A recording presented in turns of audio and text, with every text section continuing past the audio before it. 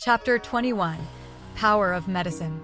The herb garden outside the village was very huge, and inside were planted spirit herbs that Apothecary had found in great ruins. The villagers were long eyeing the herbs, however Apothecary had bred various dangerous little bugs in the herb garden, therefore no one dared to enter it. The people in great ruins were scarce, thus there were plenty of spirit herbs that were valuable as well. Over these years, Apothecary had gathered countless of rare and unique herbs back, replanting them in the herb garden. He had rarely used these spirit herbs and had finally decided to use them all on Qinmu. It's important to know that with his high standard, all these spirit herbs he had gathered were all very valuable. Putting out any stock outside for sale would easily raise a commotion, therefore Apothecary had indeed went all in. As the bonfire slowly extinguished, the villagers all went back to their houses to rest. Qinmu also went back into his room and fell into deep sleep shortly. Granny C covered him in a blanket and looked at the young boy's sleeping face, revealing a loving smile. "My Moor, no matter if you have overlord body or not, you will always be the child I raised, and I will not let anyone or anything hurt you." She was still pretty wise and could see many things from the expression of village chief and Apothecary during the bonfire celebration, just that she did not expose them. She scampered back into the room with her tiny feet to sleep. The next day, Blind carried his bamboo cane and excitedly rushed into the house and called, "Moor, quickly get up. It's morning, Apothecary." "I still haven't got out of bed. How dare you come to peep?" Hearing a great crash, Qinmu opened up his sleepy eyes and saw Blind flying out from Granny C's room. Blind flew through the sky in an arc and landed somewhere outside the village. "Grandpa Blind sure is impressive," Qinmu exclaimed in admiration as he saw Blind still holding onto his bamboo cane and sitting cross-legged, flying through the sky with an innocent face. Qinmu woke up and started washing up before making breakfast to eat together with Granny C. After washing the bowls and spoons, he saw Blind running back excitedly from outside the village and shouted, "Damned old woman, what a ruthless kick. I almost couldn't find my way back. Moor, come over quickly. Apothecary had made some elixir for you." Granny C had a malicious face and gave Blind a stare before getting up to leave unsteadily. "I shall go border Dragon City to do some trading. Blind, I shall leave Moor to you these few days. If I come back and find out that he has lost even a single strand of hair, you will answer to me. Old Ma, is the cow carriage ready? Cripple, is the bamboo raft tied in place?" Qinmu immediately followed Blind to Apothecary's workshop and had smelt a strong medicinal smell before he even got in. He then saw a huge cauldron hanging in the air with a few vermilion-colored birds flying around it. Between the birds' feathers, the flames blazed furiously and heated the cauldron red-hot on the outside, while on the inside were bubbling sounds. "Moor, this is your medicine." Seeing that Qinmu had arrived, Apothecary took out the last herb, which was a piece of green leaf, and threw it into the huge cauldron. As the leaf just touched the medicinal water, the bubbling water immediately started to become extremely thick. While doing it, Apothecary gave a push and the huge cauldron started to spin rapidly. Following that, clattering sounds started to come out from the cauldron as the full pot of medicine actually became half pot of white-colored medicine pills. As the cauldron continued to spin, the pills started to collide with each other and gave out the crisp sound of metal. Apothecary waved his hands, and the few vermilion-colored bird flew out from the window and vanished. As the cauldron reached the floor, Qinmu was speechless. "Grandpa Apothecary, I have to eat so many medicinal pills today. If you ate all of them, you would be dead." Apothecary said evenly, "This cauldron of medicine of mine is made from all the highest quality spirit herbs. Even though it's just a low-level vitality reinforcement pill, one pill wins 100 pills from other apothecaries. You only can eat 1 to 2 pills at a time and no more than that." Qinmu was skeptical. Apothecary also fed him some strange and weird medicines before, however, every time it had always been a huge bowl of something filled to the brim. Whereas now, he only had to eat 1 pill. Was the medicinal energy in this pill that strong? Blind was also skeptical and said, "The swindlers outside also say that one of their pills was equivalent to 100 pills of others. Is your medicine really that strong?" However, I must say these medicines are pretty fragrant." Apothecary laughed sinisterly. "Why don't you try eating the entire cauldron of medicine? Moore, how about you grab a bunch to try?" Blind tried to stir him up. However, Qin Mu absolutely would not get stirred up by him and only brought a pill to his mouth. As the spirit pill entered his stomach, he immediately felt something wrong. He felt like thousands of fire, water, gold, and wood dragons overturning the seas and rivers in his belly, making his body to become tall, short, fat, and thin from time to time. Sometimes he felt so cold that his body would form a layer of ice, while other times he felt so hot that burning smoke would come out of his clothes. Sometimes his clothes would start to germinate and the hair on the beast's skin of his clothes would grow crazily, while other times his clothes would get dyed in a layer of metal color and even his skin would become hard, as if he was entirely made up of metal. The more frightening thing was, all the different types of symptoms burst out together, causing a great deal of pain to Qin Mu. He gave a silent groan and immediately used Overlord Body 3 Elixir technique to dissolve the medicinal energy by his vital qi. Blind totally changed his look and cried out, "Apothecary, your vitality reinforcement pill seems to be different from ordinary vitality reinforcement pill." That's right. A normal vitality reinforcement pill is separated into 4 kinds: fire vitality pill, water vitality pill, gold vitality pill, and wood vitality pill. Apothecary gave a sinister smile. Vitality reinforcement pill is directed at the 4 different vital qi attributes of the 4 great spirit bodies in order to nourish the spirit body's vital qi. However, Qin Mu's overlord body has no attributes, thus I have come up with a compromise method to refine spirit herbs with all 4 attributes into a vitality reinforcement pill that contains all 4 attributes. Maybe it would be able to arouse the power of the overlord body's vital qi. Only Qin Mu's overlord body's vital qi could absorb this kind of spirit pill. If you had eaten the entire cauldron of vitality reinforcement pill just now, hee. Blind gave an uncontrollable shiver. If he had eaten them, the conflict between 4 different attributes of vital qi would probably have dissipated his power by 20 to 30%.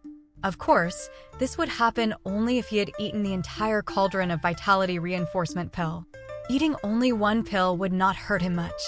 "Apothecary, is what you refined a tonic or a toxic?" Blind mumbled. Suddenly Qin Mu gave a loud shout and started to sprint crazily, disappearing in a twinkling of an eye. Blind couldn't help but became worried. The 4 attributes conflict each other. Would Moore be fine? There's no need to worry. He is digesting the medicinal energy. Apothecary actually was uneasy inside while he was saying so.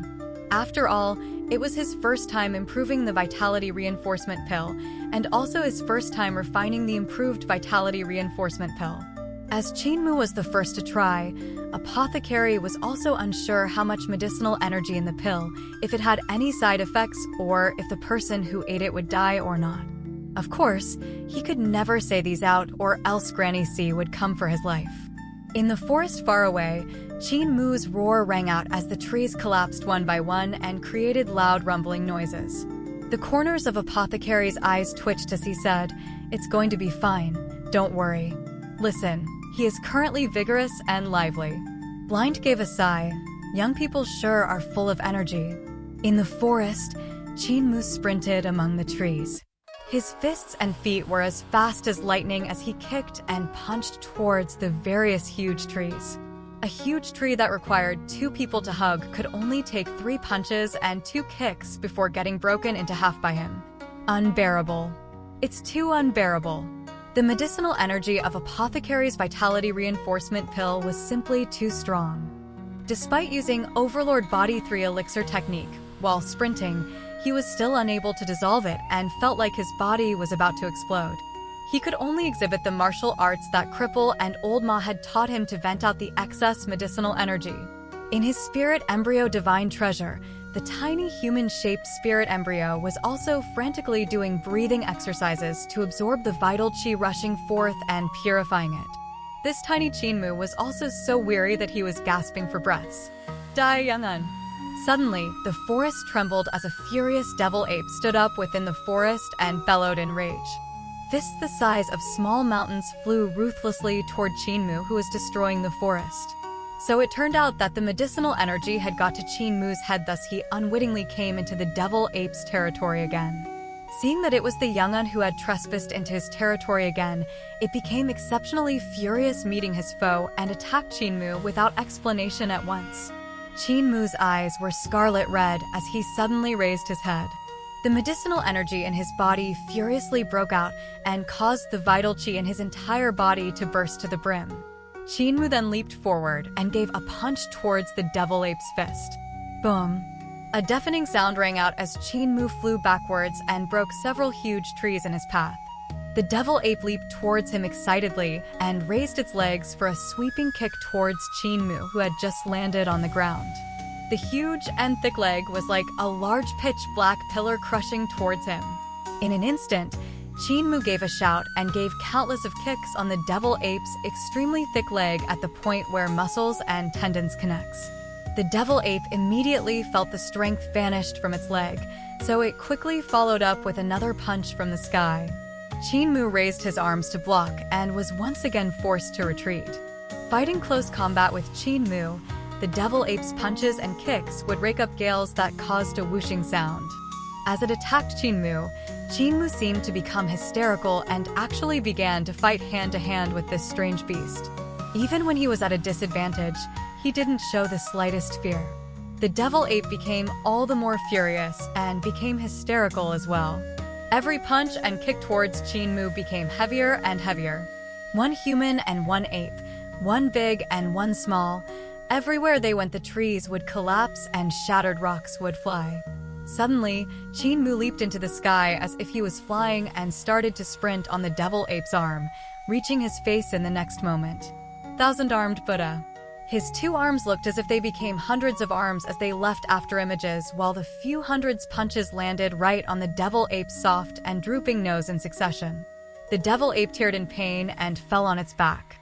It swung its huge palm and ruthlessly smacked Qinmu away. Turning over its body to crawl up, it turned its gaze over with his nose still bleeding. Seeing Qinmu getting buried in the cliff after getting smacked by it, the devil ape couldn't help being satisfied, young undead.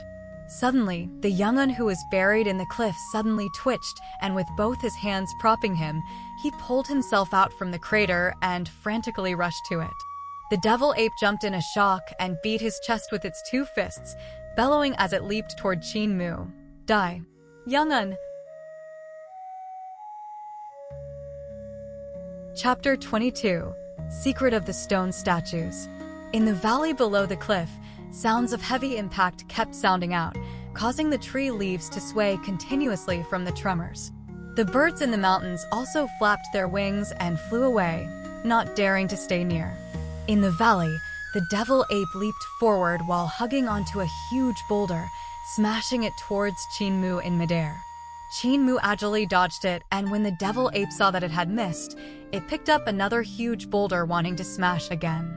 However, Qinmu leaped onto the huge boulder and bounced onto its nose again and giving it another palm strike. Thunderclap 8th Strike 3rd Form, Tempest of the 9 Dragons. This palm of his contained 9 layers of force. The first force bursting forth from the heart of his palm was like the impact of a raging dragon, causing the devil ape to fall backwards. Qinmu's shoulders and hips then moved together. With the strength flowing through his entire body, he directed all his muscles to centralize at the center of the palm. With the second burst of force, the devil ape's head was smacked onto the ground, splitting the rocks under its head. The body muscles of Qinmu looked like a coiling and squirming dragon. With the third explosion of force from Tempest of the 9 Dragons, the split rocks began to shatter. His muscles throbbed tremendously, and the fourth force burst forth, burying half of the demon ape's head into the ground. The fifth force from Tempest of the 9 Dragons exploded, and a deep rumble came from the ground as the devil ape's head had fully sunk below the ground. The sixth force of Tempest of the 9 Dragons was like the impact of 6 dragons. However, just as the force burst forth, the devil ape had already reacted to it, and his small mountain-like fist struck from the side and smacked Qinmu away like a fly. Qinmu landed on the ground tumbling. The devil ape struggled to pull its head out and gave it a few shakes to get rid of the debris in his thick hair. On the other side, Chinmu flipped his body up and rushed over the ape again like the wind. Frightened and upset, the devil ape thought for a while and leaped onto the cliff, squatting there and waving its hand, "Youngun, no." With his fleeting footsteps, Chinmu rushed forward and ran up the precipitous cliff from the bottom to the top and continued to attack the devil ape.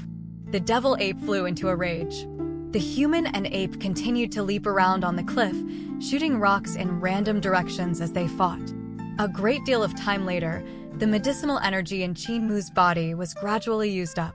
The devil ape was also so exhausted it could not even take another step. The human and ape were both gasping for breaths and laid there unable to move. 5 minutes later, Chinmu caught his breath and sat up to do breathing exercises to readjust himself. He was elated when he found out his vital qi had a great improvement in such a short time. His vital qi had become more tenacious and could reach every single corner of his body unimpeded. His body was also covered in a lot of filth, which was probably because of the fight against the demon ape, arousing the medicinal energy which strengthened his vital qi to refine more impurities in his body. Chinmu gave a flick and the screeching sound sounded out as if it was an arrow breaking through the air. The devil ape was startled and immediately sat up in a defensive position. Chinmu stretched his body comfortably and felt the soreness in his muscles. He shook his head. "Let's not fight anymore." The devil ape understood his words and gave a sigh of relief. It stretched out his hand and plucked out a huge tree with the width of an arm. It swept up a bunch of tree leaves and slowly chewed them in its mouth before placing the tree in front of Chinmu, speaking in a low and muffled voice, "Eat, young'un." Chinmu plucked a bright red fruit and skinned it before eating. The sweetness and refreshing taste moistened his throat. Devil ape looked at him at disdain and resented him for only eating a little. It then patted its chest strongly. "Eat." Strong. Beaten by the devil ape, Chinmu's face was full of bruises. He endured the pain in his body as he stood up to execute Thunderclap 8 strikes in front of it before patting his own chest. "Train, strong." Devil ape rolled its eye and continued to slowly eat the tree leaf and replied in despised, "Believe, ghost." After Chinmu had finished resting, he leaped off the cliff and ran of the walls of the cliff. "Fight tomorrow." Blinking its eyes, the devil ape waited until Chinmu was far away before jumping to his feet and started to imitate Chinmu's movements earlier. Even though his Thunderclap 8 strikes was very crude, it still had extraordinary strength after all and actually managed to execute some grace of Thunderclap 8 strikes, striking out the sounds of wind and lightning. Devil was stunned and revealed an expression of ecstasy.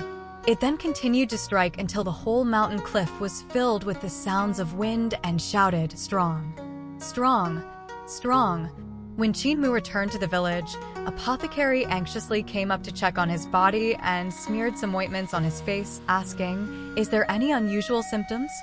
Chin nodded his head and made Apothecary even more nervous. "Grandpa Apothecary's spirit pills sure are effective. My vital qi had become even stronger." Chinmu replied. Apothecary finally gave a sigh of relief and smiled. "These spirit pills are indeed effective for the overlord body. As long as you don't die from eating them, it means that my approach is correct. Hold on to this cauldron of pills first while I go mull over other prescriptions." Finished saying, he left excitedly. Blind propped himself over with his bamboo cane and smiled. "Are you tired, Moor? If you are, I can teach you a first-class eye technique." Chinmu gave a cough and replied, "Grandpa Blind, I'm over here. Over there is the toilet." Blind turned over and faced Butcher, who was suntanning on the lower millstone. I pondered over it for a long time. Since your overlord body doesn't have any attributes, you can't cultivate my techniques. However, this eye technique doesn't require vital qi with attributes, therefore the overlord body's vital qi can also cultivate. Come with me. My technique is called 9 Heaven's Eyes Awakening Skill. Chinmu had a headache as he always felt that Blind was somewhat unreliable, but he still forced himself to follow Blind. He was extremely bewildered when Blind said that he wanted to teach him 9 Heaven's Eyes Awakening Skill, but did not teach him how to train his eyes. Instead, he had brought him to observe and study the 4 stone statues in the villages. The two of them sat in front of the stone statue located at the east corner. Even with Blind's empty eye sockets, he also gazed at the stone statue as if he could see something. Qinmu knew everyone in the village was very weird. Even the stone statues at the four corners of the village were weird. In disabled elderly village, no one wasn't weird. Even though these four stone statues were not tall, they were extremely heavy. They were so frighteningly heavy that even Qinmu could not sway them at all. His current strength was very great, especially after he had consumed the blood of the four spirits. Recently, with vital qi body refinement cleansing his body and marrow, his body had become stronger and stronger, yet he was still unable to move the stone statue the slightest inch. When he was young, he would often climb up the statues to play, but Granny C and the rest would always grab him down, telling him not to be disrespectful to the stone statues. During New Year and other festivities, Granny C and the rest would still put out offerings for the stone statues and light a few incense sticks, praying to the statues for blessing the villagers' lives and the village with peace. The four statues were not sculptures of human, they only had human-like figures. The southern stone statue had a bird head and was crouching on a stone pillar. With its hands supporting on its knees, there were two wings sculpted out from his back as if he was ready to fly off. At the north of the village, the stone statue was a tortoise-back old man with a horsetail whisk in his hand. However, the horsetail whisk was sculpted into a huge snow-white snake coming out from the horsetail whisk handle. The white snake was coiled around the body of the tortoise-back old man as its head looked far into the distance. At the west side of the village, the stone statue was a sculpture of a woman wearing a plume feather crown with a crouching tiger under her legs. The female sculpture was also very weird. In the middle of brow, another eye was sculpted there, however a bird nest was sculpted inside of the eye where there were three little birds inside. Whereas right in front of him was the stone statue in the east corner of the village, which was a dragon head humanoid. On its body was a herb basket with a few herbs still inside. Blind asked him to observe the stone statue carefully. However, Qinmu had seen the stone statue countless of times in the past and had even behaved atrociously by climbing onto the stone statue. He really didn't know what to look for at the statue.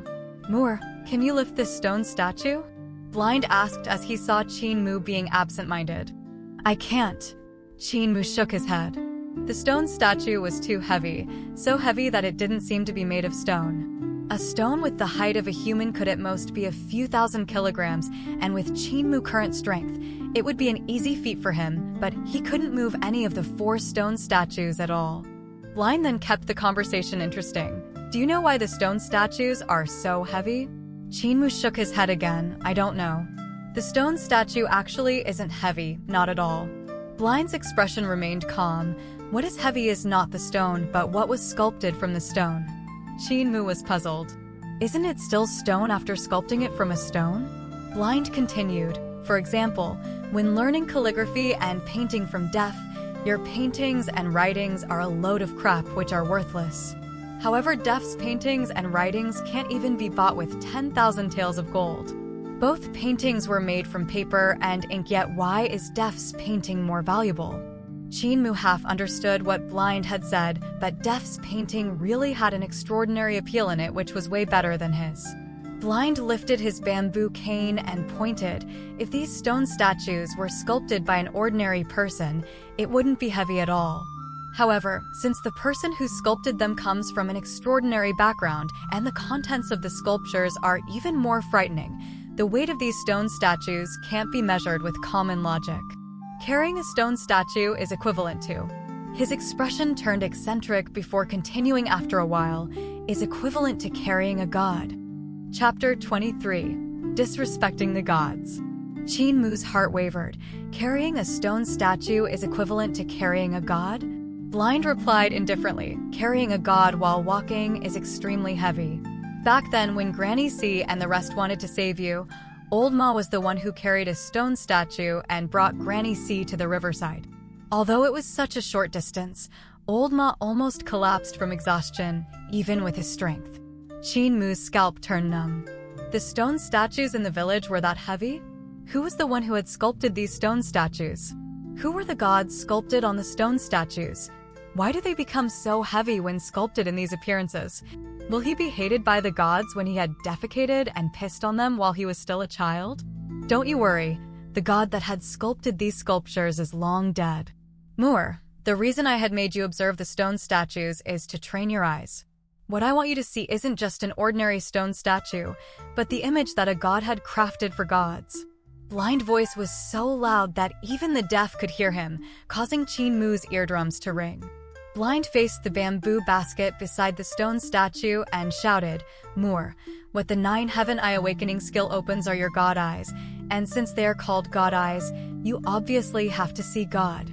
Use your eyes to see God, to see the god's powers, God's grace, God's aura, God's appearance, and the god's spirit. Qin Mu's heart and mind trembled. To see God? To see the god in the stone statue. Allow your vital qi to enter your eyes and open the first heaven of your own ignorance. Blind's bamboo cane gently tapped on Qin Mu's heart, and it was unusually accurate this time. Qin Mu immediately felt his vital qi circulating endlessly and rushed toward his own eyes. Cultivating the eyes was extremely dangerous. Despite Qin Mu's vital qi had started to refine out impurities and excess fats from his body, the eyes were still the most difficult part to train. It could almost be classified as a forbidden area as one could turn blind on the slightest mistake. Qin Mu had once asked Village Chief how to train his eyes, but Village Chief did not say much and only told him not to try refining his eyes rashly. However, Blind had instead pushed Qin Mu's vital qi towards his eyes in a violent and overbearing momentum against common sense. Qin Mu felt a piercing pain from his eyes as his vital qi majestically rushed into his eyes. His vital qi cultivation was extremely thick, but it was compressed finely by Blind's terrifying cultivation. How big could eyes be? However, at this moment, Qin Mu felt as if his eyes had become extremely humongous like the sky. His vital qi was like huge and long dragon entering his eyes that were as wide as the sky. His vital qi then violently surged forward and squirted into the sky like a pillar that was supporting the heaven and earth. The surging vital qi then spread across the entire sky and formed strange markings on the sky that crossed each other to become a net. It was like heaven's net covering the entire sky. The pain earlier had also suddenly vanished and was replaced by extremely cozy sensation that he had never felt before. Moor memorized the image in the sky. That's the first heaven of 9 Heavens Eye Awakening skill, the Heaven's Big Dipper formation marking. Blind's voice came from the sky high up. Qin Mu immediately tried to memorize the image by heart. With his vital qi directed by Blind and forming the Heaven's Big Dipper formation marking inside his eyes, he could clearly see the path, structure, and details of the formation marking. However, the Big Dipper formation marking was too complex and complicated, thus it required him to take some time to memorize them. Blind directed his vital qi over and over again until Qin Mu's vital qi was almost depleted. He then took his cane away from Qin Mu's heart. "How much have you remembered?" Blind asked. 60 to 70%. Blind gave a pleased expression. It's not an easy feat to memorize 60 to 70% in such a short time. Now recover your vital qi.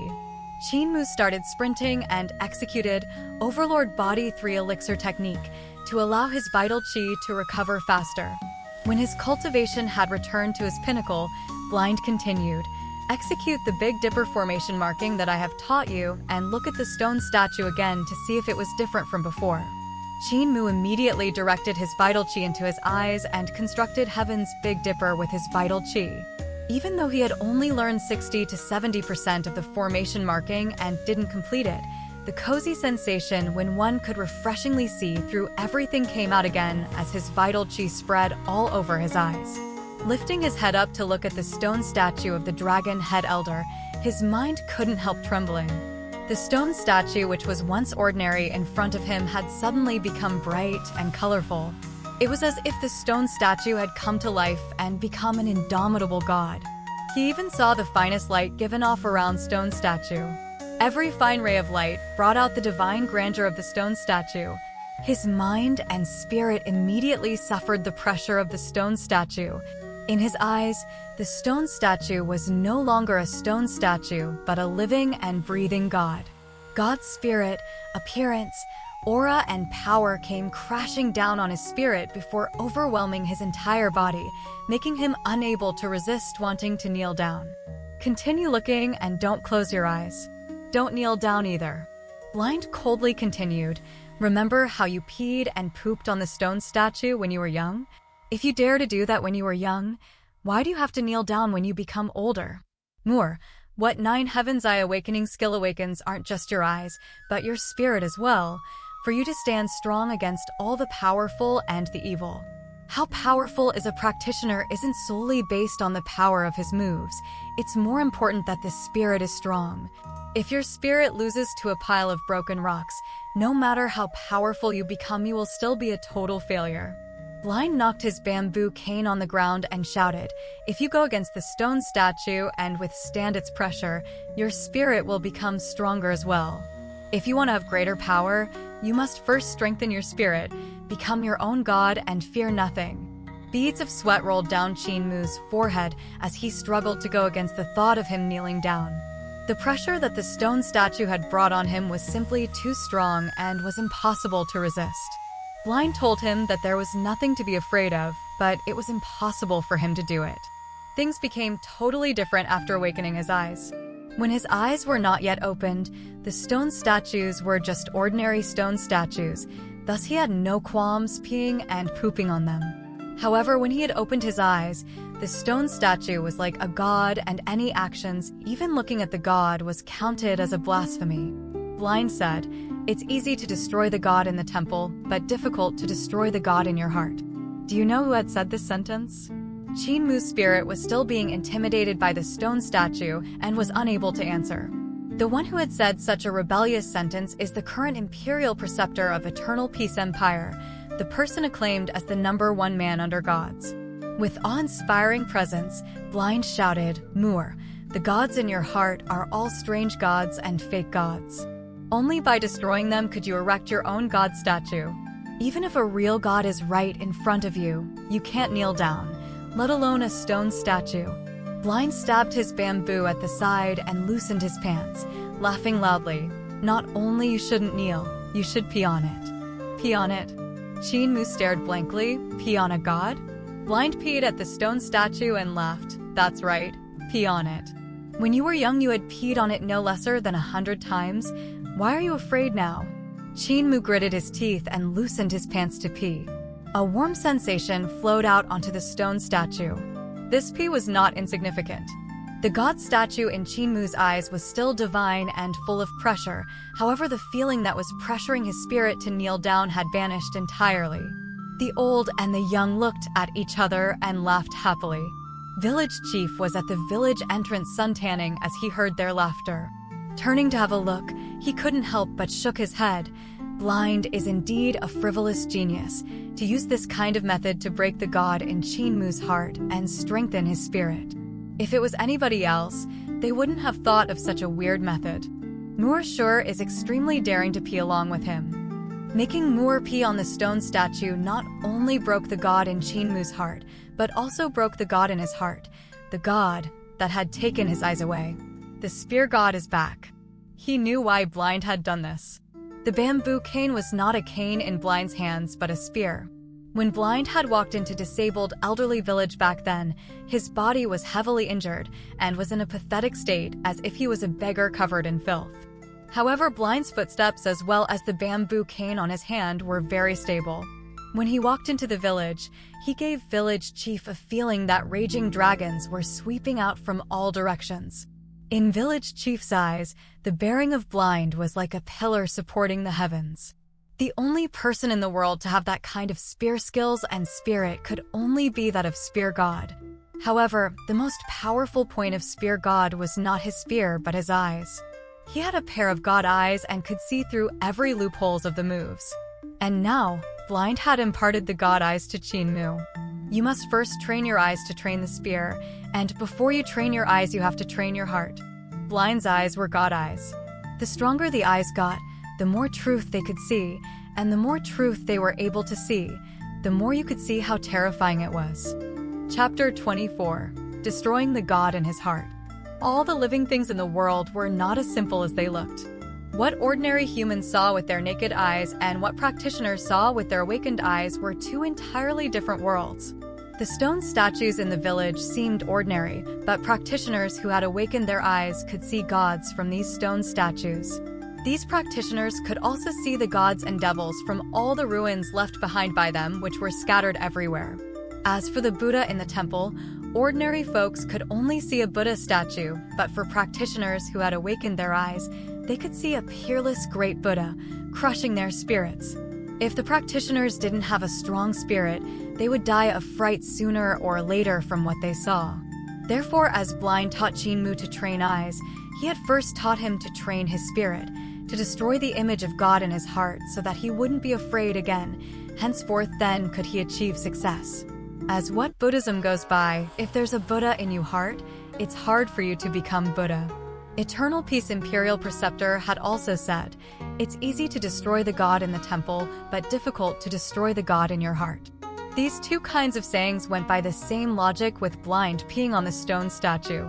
The first two methods required one to slowly improve his spirits to destroy the God and Buddha in his heart, step by step. Blind's method was simple, crude, and somewhat extreme. However, it was effective. When Village Chief saw Blind for the first time, the atmosphere around him was extremely strong, as if raging dragons were rolling into all directions. However, Blind broke down then as both his eyes had been dug out. And now, Spear God had returned. This was all due to Qin. Ever since the village had this healthy little boy, their resentment had gradually been washed away. To teach 9 Heaven's Eye awakening skill to Qin, Blind had to first awaken his God eyes. However, since his God eyes had been dug away, he was only left with his mind's eyes. When Blind was imparting his skill to Qin, Village Chief could feel his God eyes awakening, which was actually his God mind's eyes. Having no eyes left, he used his mind as a replacement. Village Chief slowly closed his eyes and leisurely laid there under the sun as he thought to himself, God mind's eyes will surpass God eyes, and Spear God will also surpass that previous Spear God. When you walk out of the great ruins one day blind, your enemies will shudder in fear. After Qin had finished peeing, a shiver ran down his spine. He felt his body and mind entirely free from worry. The stone statue could no longer put pressure on his spirit anymore. Looking at the stone statue again, he could see many things he couldn't see previously. It was like that previously his eyes were covered with a veil, causing him to see everything fuzzily.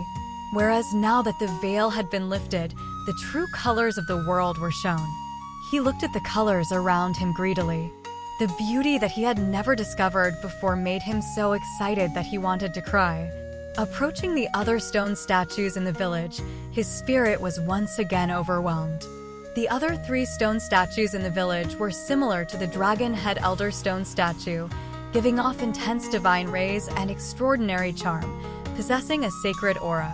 However, he could look at them normally now as the stone statues could no longer affect his spirit. 9 Heaven's Eye awakening skill, just by cultivating the first heaven, had already made him to be wild with joy.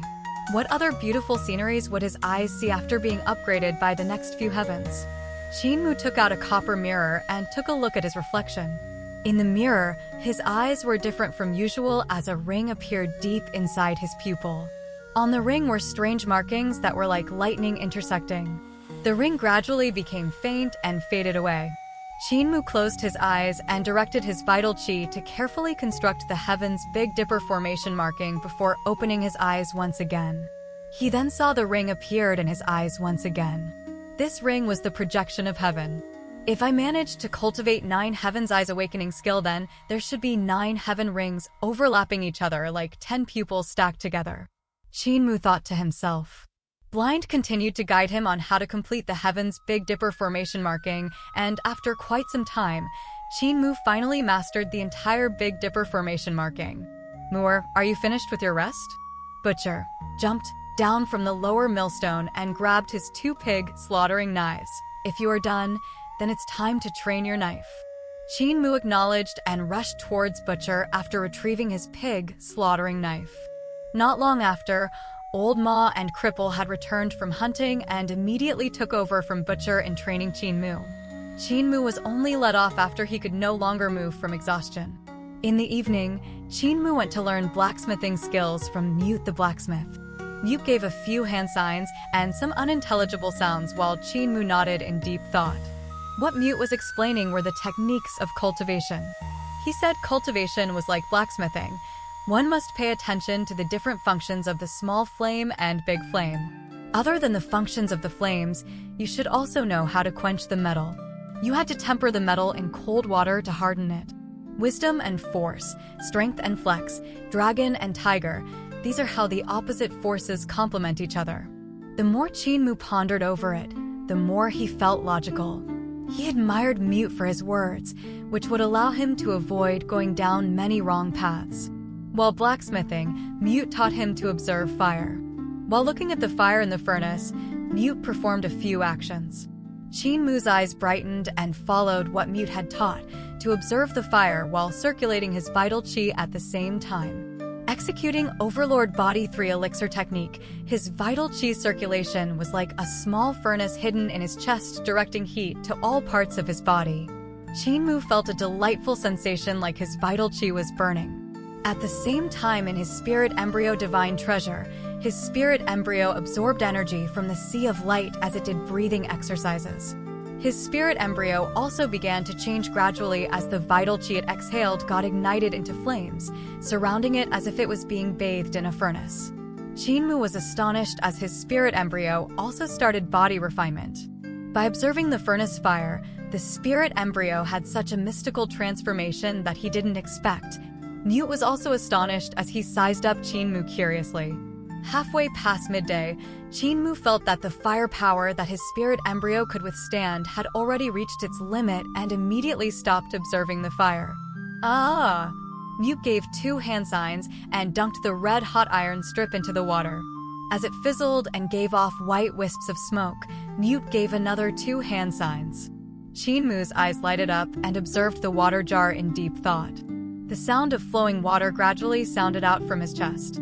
Along with the babbling sound of water, his vital qi flowed into his spirit embryo divine treasure and actually became a tiny stream. When it came into contact with his spirit embryo, something magical happened. His vital qi actually started to temper his spirit embryo. He was enjoying himself while his spirit embryo was tempered by fire and water. The next morning, Qin woke up bursting with life. Overflowing with energy, he used the method Mute taught him to cultivate, and it was indeed twice as fast. Let me find that devil ape to fight again. In high spirits, Qin consumed the vitality reinforcement pill and was forced to rush out of the village to vent the medicinal energy. Meanwhile, the devil ape had been waiting for quite some time under the cliff. Lei Youngun. The devil ape cultivated Thunderclap 8 strikes that Qin had imparted to him and had a tremendous boost in strength. Seeing Qin rushing to it, it immediately threw away the tree branch in its mouth and gave a fighting stance while guffawing, lay flat. Qin rushed forward while the devil ape was like a moving mountain crashing towards him. As it came face to face with Qin, it suddenly executed Spring Thunder on the lonely East Sea. With the whooshing sound of wind getting louder and louder, the move blew down all the surrounding trees with a strong gust. Qin eyes sparkled and let out a loud roar. He too executed Spring Thunder on the lonely East Sea and clashed with Devil Ape. Boom! A dull explosion rang out as both of them got shot away by their own strengths. When the Devil Ape landed on the ground, it immediately rushed over again with its huge fists breaking through the air, causing the air to vibrate from his attacks. As it continued to punch while moving, the air began to hum from the vibrations. Qin was astonished. The Devil Ape had actually learned the move Thousand-Armed Buddha as well. The Thousand-Armed Buddha the Devil Ape executed was still lack of practice, and the Devil Ape hadn't mastered the subtleties of this move, but it had already mastered the soul of the move. Combined with his extraordinary strength, its Thousand-Armed Buddha looked even more powerful than Qin. The Devil Ape's body was too strong, stronger beyond belief. After cultivating the Thunderclap 8 strikes, its body had become even stronger. The power of its every punch was terrifying. Having his cultivation and strength tremendously improved yesterday, Qin thought he could beat the Devil Ape half to death after nourishment from his Vital Qi and Vitality Reinforcement Pill. He totally did not expect that he gained no advantage whatsoever in the fight and was beginning to get overwhelmed. Chapter 25: The Second Awakening. The human and ape begun to strike out wildly and clashed fiercely. Qin Mu's arms started to get sore and numb as he gradually found it harder to withstand Devil Ape's overwhelming attacks. Not long after, his face became bruised and swollen from Devil Ape's beatings. However, the Devil Ape did not take the chance to kill him and instead continued to spar with him while it restrained a portion of his strength. Eat strong. The Devil Ape unleashed another punch, which brought the rush of wind that actually contained 9 waves of powers. The move was indeed Thunderclap 8 Strike's third form, Tempest of the 9 Dragons. As it fought with Qin Mu, it also kept nagging Qin Mu to eat more until he was as strong as it. Heaven's Eyes Awaken. Qin Mu's vital chi surged up into his eyes and constructed the first Heaven Big Dipper formation marking of 9 Heaven's Eye Awakening skill. Another layer of pupil seemed to appear immediately in his eyes. Awakening his Heaven's Eyes, Qin Mu suddenly felt everything in the world becoming extremely clear, deep, and orderly. Even the Devil Ape's punch coming in his way had become magical in his eyes. He could see every hair on the Devil Ape's fist swaying in the air, and even could see how every tendon, muscle moved under the Devil Ape's skin as well as the path of its strength. The 9 Heaven's Eye Awakening technique that Blind had imparted to him allowed his eyes to see the reality in what he saw. It also allowed him to know well of the disparity in strengths between him and his enemy, as well as to control and steer the strengths in a level that he had never thought of. The instant before Qin Mu's fist met with the Devil Ape's fist, Qin Mu's 5 fingers suddenly flicked out and his fingertips broke through the air, releasing a piercing whoosh like the sound when a bowstring had been released from a strongbow. Thunderclap 8 Strikes, Thunder Fingers of the Pipa Player. Old Ma's fist skills didn't entirely consist of fist skills, but also finger skills. Thunder Fingers of the Pipa Player was one of the superb finger skills among them. As Qin Mu's first finger had flicked onto the Devil Ape's huge fist, it immediately realized that all the power in its fist had vanished. With Qin Mu's second finger, Devil Ape felt the flexor tendon in his arm vibrating. Qin Mu flicked out his third finger, and the Devil Ape felt the muscles on his arm also began to tremble violently, thus it couldn't help panicking. Qin Mu's fourth finger flicked out, and the Devil Ape couldn't control his arms as they lifted upwards, revealing its chest. Finally, Qin Mu flicked his fifth finger on the chest of this humongous creature. Devil Ape only felt as if it was bashed in its chest by a few hundred wild bulls in the Great Ruins and uncontrollably flew backward. Qin Mu stared blankly. Wasn't 9 Heaven's Eye Awakening skill that Blind had taught him way too strong? What was strong wasn't his moves, but his eyes. Using Heaven's Eyes, he could easily see through the changes and path of Devil Ape's strength. From there he could locate the weakness in Devil Ape's punch and strike its weakness with the first finger to negate the astonishingly powerful punch. Whoosh! The instant where he got lost in thought, the Devil Ape rose up and punched Qin Mu away. It then leaped in midair and clenched both its fists, mercilessly pounding Qin Mu down. The ground trembled as the place where Qin Mu's body had landed was smashed into a deep pit.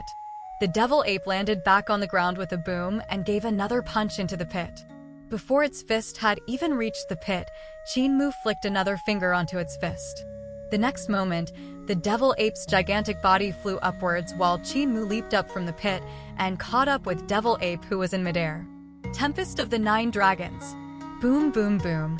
A series of explosion sounds rang out as Devil Ape's gigantic body dropped down like a shooting star, crashing down several huge trees in its path. After some time, Qin Mu and the Devil Ape fought their way to the top of the cliff. Gasping for their breaths as they laid down, they already had no more strengths to continue fighting. Even though Heaven's Eyes was very powerful, it consumed his vital chi so much that even Qin Mu couldn't tolerate it with his profound cultivation. After resting for some time, Devil Ape sat up and raised his thumb to point at itself, I, Elder. Qin Mu also sat up and shook his head, I, Elder. You, younger. Devil Ape flew in a rage, stretching out its fist and showing off the lumps on its arm, I, strong. Qin Mu grabbed one of its fingers and swung Devil Ape up before mercilessly smashing it on the ground. I, stronger. Devil Ape flipped its body back up and they both started fighting again. Soon they ran out of strengths again and laid down to catch their breaths. Qin regained some strengths and stood up. Devil Ape also sat up and stared at Qin as he executed Thunderclap 8 strikes on the top of the cliff. Qin had only taught him once yesterday, and it had already learned the basics, having a rough framework. Now Qin exhibited every fine detail in Thunderclap 8 strikes for it to watch, and explained to it the secrets on how to bring out the power of each moves. The Devil Ape learned very fast and managed to master the complete Thunderclap 8 strikes in several hours. Qin scalp turned numb and suspected that if he kept teaching it, would he still be able to fight against this jumbo? This fellow is also a martial art genius. Could strange beasts be so intelligent? Could it also cultivate?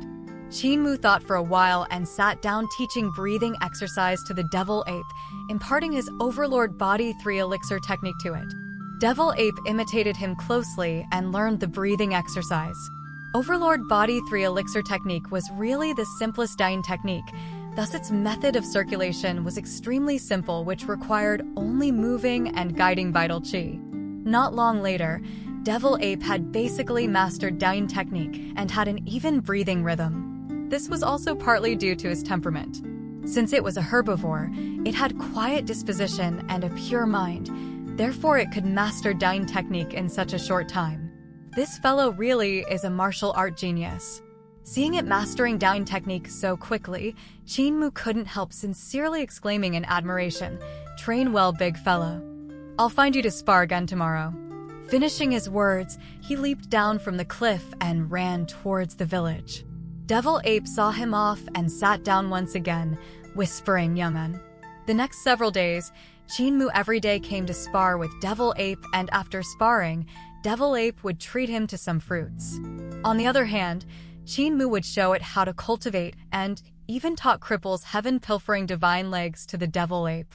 Devil Ape was originally good at fist skills, but lacking in leg techniques. However, after learning heaven-pilfering divine legs, its leg skills became extremely crafty, putting Qin at a disadvantage whenever he wasn't careful. Qin strength increased rapidly, while Devil Ape's improvement was also frighteningly fast. It soon attained small success in cultivating vital qi. During sparrings with Qin if he didn't utilize his Heaven's Eyes, he was unable to gain the upper hand and would instead fall into a disadvantageous situation. This evening, after fighting with Devil Ape, Qin came to the workshop of Mute the blacksmith to help and observe the fire following what Mute had taught him. In his spirit embryo divine treasure, his vital qi was like fire tempering his spirit embryo. Everything seemed to be similar as usual, but at this moment, golden rays suddenly started pouring into his spirit embryo as it frantically absorbed them from the golden sea and the divine treasure. Qin was at a loss and totally did not know what was happening. Mute was unable to see what was happening in Qin spirit embryo, therefore, he naturally didn't know something mystical was happening inside Qin body. As his spirit embryo absorbed more and more golden rays, the little figure suddenly stopped. The spirit embryo also stopped breathing and exhaling, sinking into silence. Qin tried to mobilize his spirit embryo, but it still remained motionless. Did the spirit embryo die? The young boy felt slightly uneasy. After some time later, his spirit embryo slowly recovered and woke up. Qin let out a sigh of relief and went back to observe the fire. Right at this moment, he felt his vital qi become extremely scorching. Whenever his spirit embryo exhaled out vital qi, his vital qi would ignite and didn't extinguish even after it flowed out of spirit embryo divine treasure. Qin jumped in shock and immediately stopped observing fire. However, it was too late as his clothes automatically started burning. Mute, who was beside him, immediately lifted the huge water jar and covered it over Qin, extinguishing the fire. Lifting up the water jar, Qin had been drenched like a drowned rat.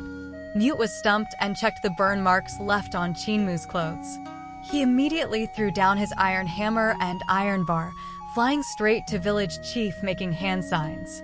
Village Chief was astonished and immediately called Deaf and Mute to carry him over. Moore, try observing the fire again. Qin didn't know why was the Village Chief being so serious, but he observed the fire again anyway. In his spirit embryo divine treasure, his vital chi once again turned into a flaming forge surrounding his spirit embryo. Following that, a heat wave surged out from his body, instantly raising his body temperature. Village Chief's eyes sparkled, and he continued to guide Qin Mu. Focus your mind and don't let it sway. Treat your palm as a knife and show me a hack.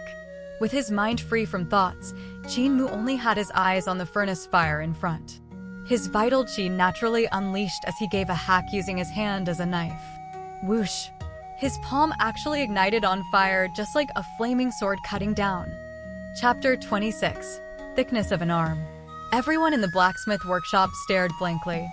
An attribute actually appeared in Qin Mu's vital qi in his overlord body. Furthermore, it was the fire attribute, which clearly was the vermilion bird vital qi.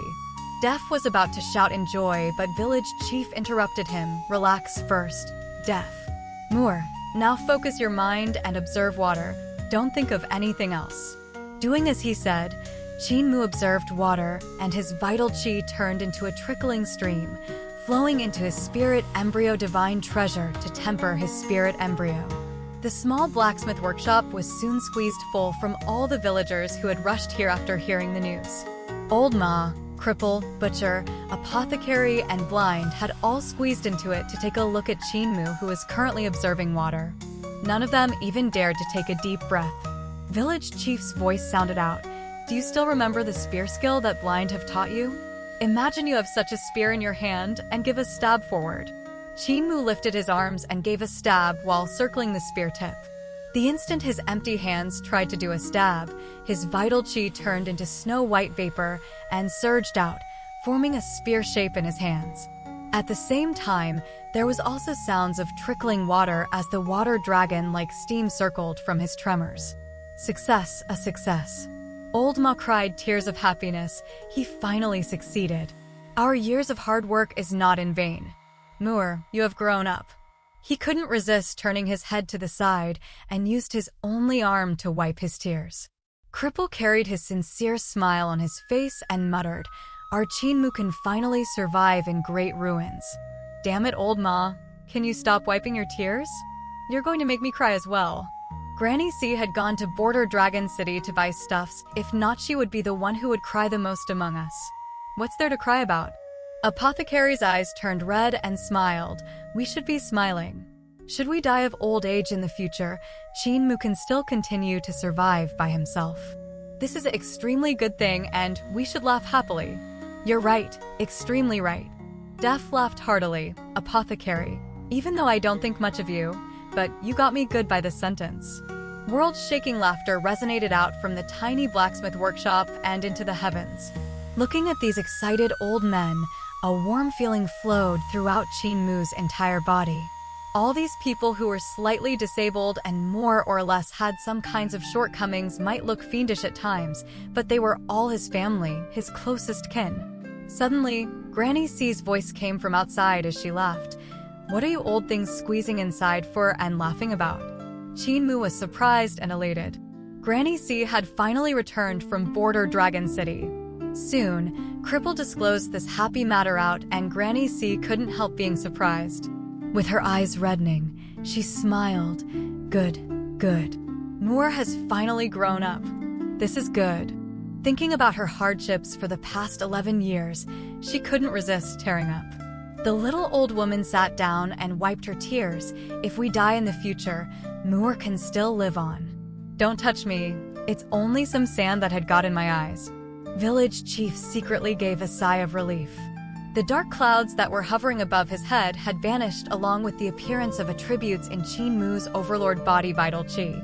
With Qin Mu now able to unleash the full power of his vital qi, he had affirmed his overlord body identity and resolved a crisis in the village. However, even with his remarkable abilities, he couldn't help feeling puzzled. How did the attributes suddenly appear in Qin Mu's overlord body's vital qi? And the weird thing was Qin Mu's overlord body's vital qi had two attributes, the attributes of fire and water.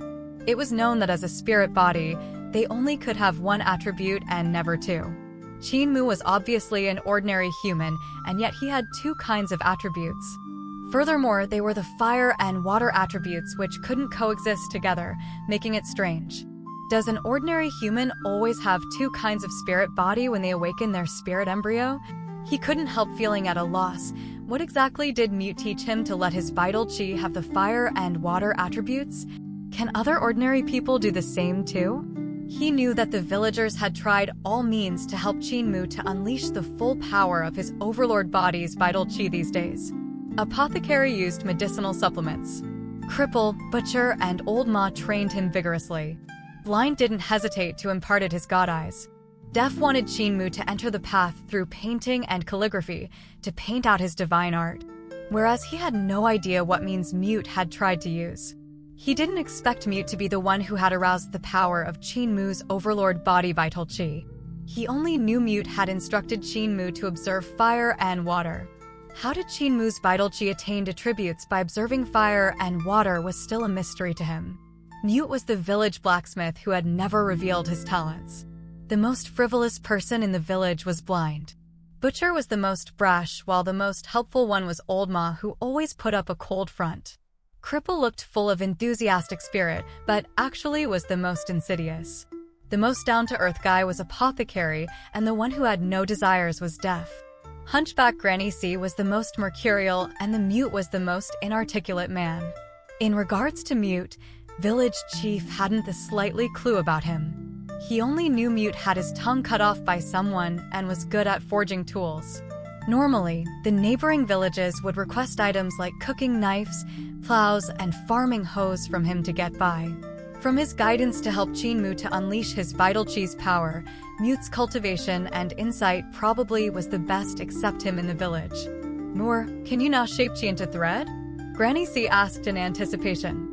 Qinmu tried to shape his vital chi into thread, and the next moment his vital chi left his body, becoming as thick as an arm that was blazing with flames. The huge and thick, vital chi thread swept up the pig slaughtering knife and gave a hack forward. The wooden stake as thick as a water barrel was instantly split into half by the astonishing power. All of the villagers were speechless as they saw the vital chi thread, which was as thick as an arm. It was true that Qinmu's vital chi thread was powerful enough. However, refining chi into thread required one to refine vital chi into fine thread. In this way, it would be more flexible and unpredictable to control treasure swords using chi, executing moves that one could not normally execute. Whereas Qinmu's vital chi thread couldn't be considered as a thread and would be more suitable to call it vital chi arm. With such a thick vital chi thread, it was also extremely vital chi consuming. Cripple scratched his head. I feel that having vital chi arm isn't that bad. It's equivalent to having another arm and could also be pretty powerful in fights. Everyone didn't know whether to cry or laugh. Granny C shook her head. Vital chi thread is more nimble, whereas vital chi arm is way too thick. Its flexibility and agility are way inferior to vital chi thread. Moore, you have to refine vital chi into thread as soon as possible. Qinmu nodded. Only when he observed fire could the fire attribute emerge from his vital chi, turning it similar to the vermilion bird's vital chi. If he didn't observe fire, his vital chi was still ordinary vital chi. To observe fire while refining chi into thread was still slightly difficult for him to accomplish. Village Chief and the rest also saw something amiss as they frowned. If Qinmu could only unleash his fire and water attributes when observing fire and water respectively, it would be extremely unfavorable in the midst of a battle. In the midst of a battle, would the enemies give you chance to observe fire and water? They had originally felt that Qinmu's overlord body was extremely powerful for having both the fire and water attributes, but they were not as sure of it now. Ah! Mute gave a few hand signs while smiling brightly. Deaf understood it and smiled. Mute is right. Moore has only learned the basics. Practice makes perfect. If he continues to cultivate, he would definitely be able to master it. Having fire and water attributes in his vital chi was equivalent to awakening both black tortoise spirit body and vermilion bird spirit body. When Qinmu observed fire, it would become vermilion bird spirit body, and when he observed water, it would become black tortoise spirit body. In the village, Qinmu controlled his vital chi with the thickness of an arm to execute the pig slaughtering knife skill. As the pig slaughtering knife flew around, It almost split Qinmu into two halves from time to time. Every time when danger approached, Blind at the side would use his bamboo cane to deflect the pig slaughtering knife away so as to avoid Qinmu from really splitting himself to death. Refining qi into thread and using it to manipulate swords required step-by-step cultivation. To use vital qi thread to control treasure sword for killing enemies was extremely dangerous, and only the hardworking ones could control it smoothly. Butcher's pig slaughtering knife belonged to the battle techniques faction. Despite Butcher gaining some merits from the divine arts faction and could manipulate his knife without hands, there was still an extremely great difference between the moves of battle techniques faction and divine arts faction. Using pig slaughtering knife to train manipulating sword by qi was extremely dangerous. Butcher's moves were simply too insane and dangerous. When he became wild, it was not empty talk to say that he could even cut himself to extinction. Whereas Thunderclap 8 strikes that Old Ma had imparted to him was purely from the battle technique faction and could not be used for any method that required qi to manipulate sword. The Heavenly Devil Creation technique that Granny C had imparted to him was classified as spells. Cripple's leg skill, Blind's staff skills, Deaf's calligraphy and painting, Apothecary's medicinal concoction, and Mute's blacksmith techniques were obviously unable to be used to train how to manipulate sword by qi. Therefore, to cultivate qi to manipulate sword, Qinmu could only use the dangerous pig slaughter knife skill to train. At the village entrance, village chief lazily basked in the sun. Apothecary was standing beside him as he looked back at Qinmu, who was struggling to cultivate qi to manipulate sword, when he suddenly said, Blind had imparted divine eyes to Moore while Butcher had also imparted his knife skills to him. There's also Cripple's leg skills and Deaf's calligraphy and painting techniques. Now what about you, village chief? Village chief turned his head to look at him. Apothecary had an aggressive tone. What we are good at are different, but we're all not competent in using qi to manipulate sword. You have a greater experience than any of us here, and your abilities are also higher than any of us here. Why don't you want to teach him? In regards to using qi to manipulate sword, I would like to ask, in this entire world, whose sword skill could be stronger than you? Village chief's face turned dim as he looked down at his non-existent limbs and said softly, I want to teach, but the responsibility is too great for Moore to handle. When I still had my limbs back then, I wasn't able to take on the responsibility as well, or else there was no need for me to hide in the great ruins. Do you know how my limbs were broken? Apothecary shook his head. These are sword wounds. Village chief raised his head and said in a daze, my limbs were chopped off by a sword. Anyone who inherits my techniques would have to take on my responsibility, which I was unable to handle, much less the current him. Chapter 27. Spirit Embryo Technique. Whoosh!